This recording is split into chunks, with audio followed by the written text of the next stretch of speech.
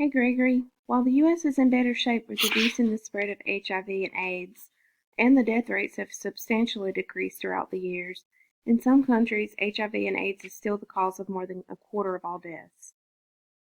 That is so hard to believe. Still, the world has made significant progress against HIV and AIDS, and globally, deaths have halved over the past decade, driven mostly by the development of antiretroviral therapy. Today, thanks to antiretroviral therapy, infected people can expect to live longer, healthier lives.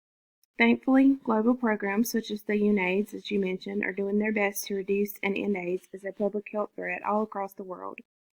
As nurses, we can do our part by educating our patients on the spread of the disease, about practicing safe sex, and encouraging testing and the use of prevention strategies in pregnancy, and by getting involved in these outreach programs with the community and globally to share data and knowledge on prevention strategies worldwide.